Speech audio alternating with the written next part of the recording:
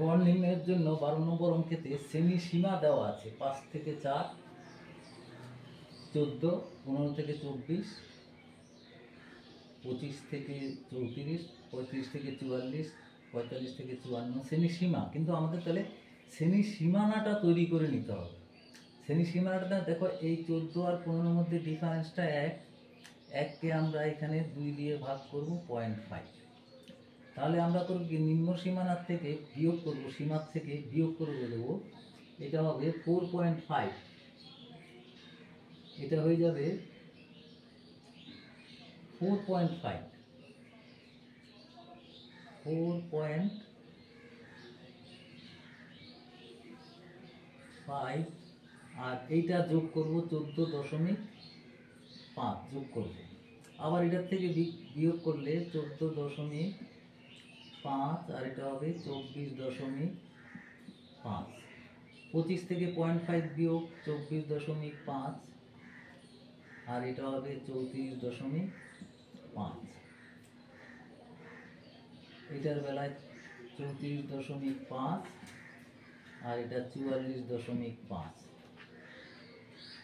বিয়োগ করলে 44.5, যোগ করলে 54.5, 54.5, আর এটা হবে 64.5। দেখো, যোগ করে 2 দিয়ে ভাগ করলে যা হবে, এটা হবে কত, 14 আর 4 18, 19, তার মানে তাকে 2 দিয়ে ভাগ করলে 9.5। তারপরেরটা হচ্ছে 19.5, যোগ করে 2 দিয়ে ভাগ 29.5, আর এটার বেলায় 39.5, যোগ করে 2 দিয়ে ভাগ 49.5, তারপরটা হচ্ছে এটা 59.5। আর এখানে এফআই সংখ্যাগুলো যদি আমরা যোগ করি, তাহলে সিগমা এটা যোগ করলে হয় 6 3 9, 9 8 17, 3 20, 0 হাতে 2, 3 2 5 1 6 7। এবার তাহলে আমাদের মধ্যক পেয়ে গেলাম। এবার তাহলে আমাদের দরকার হচ্ছে সিগমা এই এফআই এক্সআই, এগুলো গুণ 9.5কে 3 দিয়ে গুণ করব, 28.5। দেখো, 3 5 15, 3 9 27, 28, 28.5। 19.5কে 6 দিয়ে গুণ, 5 6 30, 6 19 114, 3 117, 117। তারপর হচ্ছে 18 দিয়ে 5 18, 90, 0 দশমিকটা থাকবে না, তাহলে এটাকে 531 গুণ করলে হয়। তারপরেরটা হচ্ছে 39.কে 20 দিয়ে গুণ করলে দশমিকটা থাকবে না, 9 দুগুণে 18কে 19, 9 দুগুণে 18 8, আর 39 দুগুণে 78 কে 79, 798। এটা 10 দিয়ে গুণ করলে, দেখো 10 দিয়ে গুণ করলে 495। তারপরেরটা হচ্ছে 3 দিয়ে গুণ, 3 5 15, 5 দশমিক, 3 9 27 কে 28, হাতে 2, 3 5 15 দিয়ে 17। দেখো, এটা সিগমা এফআই এক্সআই। এটা যদি আমরা যোগ করি, এখানে দশমিক শূন্য থাকছে না, তাহলে এখানে যোগ করলে হবে হাতে 1 9, 5 14, 14 9 23 এর সাথে 30 আর 8 38 এর 8, হাতে 3, 7 3 10, 10 9 19, 19 এর 9, 8 7 3 31, 32 এর 8, হাতে আরেকবার করছি যোগটা, 8 5 13, আর 8 21 22, 5 7, 5 5 10 0, হাতে 1, হাতে এটা একে 9, 9 5 14, 14 আর 8 22, 22 আর 8 30, আর 8 38, হাতে 3, 3 হয় 7 3 10, 10 9 19, 19 আর 9 28, 31 32, 32 আর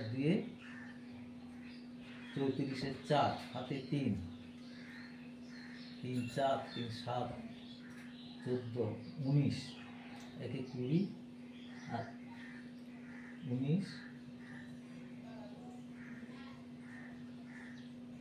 19-এ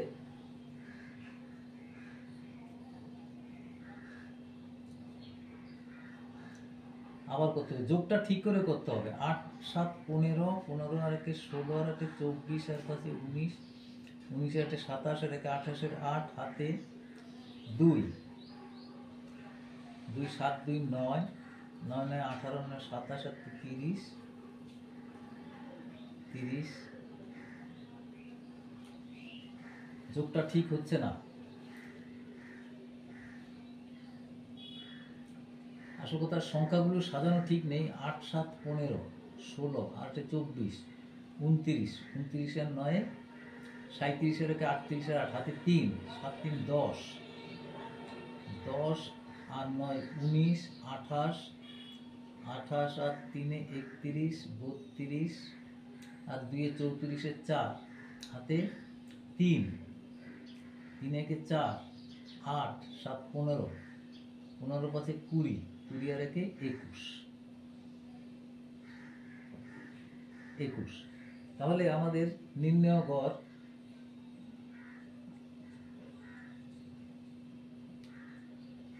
গড় হবে sigma FI XI by sigma FI.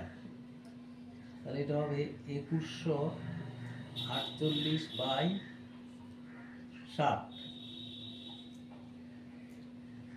এটাকে যদি আমরা সাধারণ নিয়মে ভাগ করি, ভাগটা করে দেখবে এটা সমান 35.8, এটা অ্যান্সার হবে 12 নম্বর।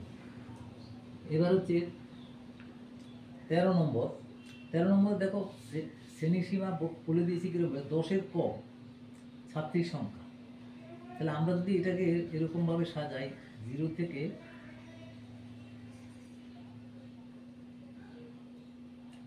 10 শ্রেণী সীমানাটা সাজিয়ে নিচ্ছি।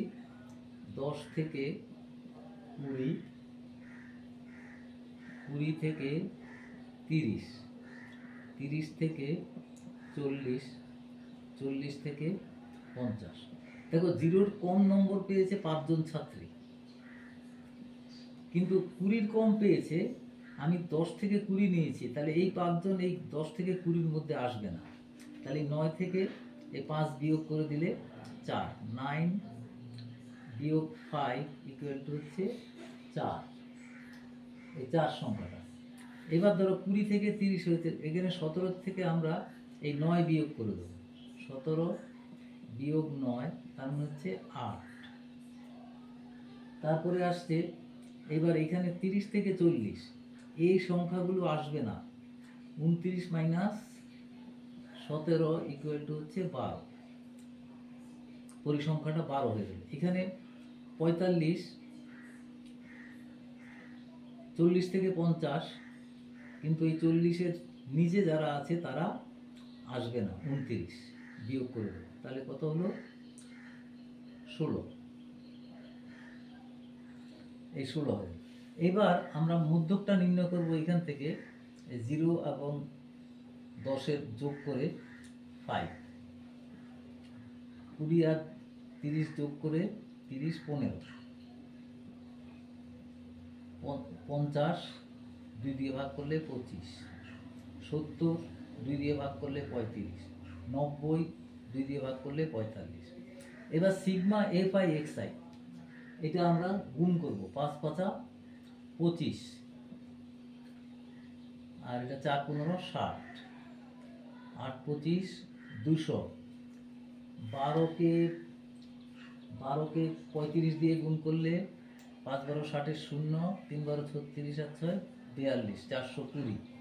45কে গুণ করবো 16 দিয়ে, 5 16 80, 4 16 64 আর 8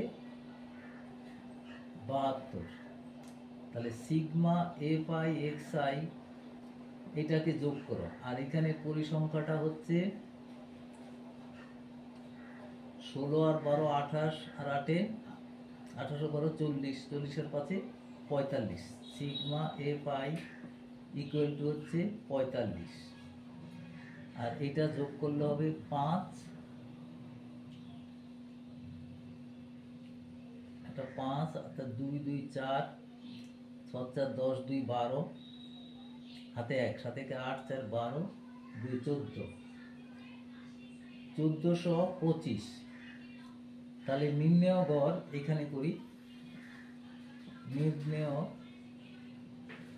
গড়, তাহলে sigma F I X I by sigma F I,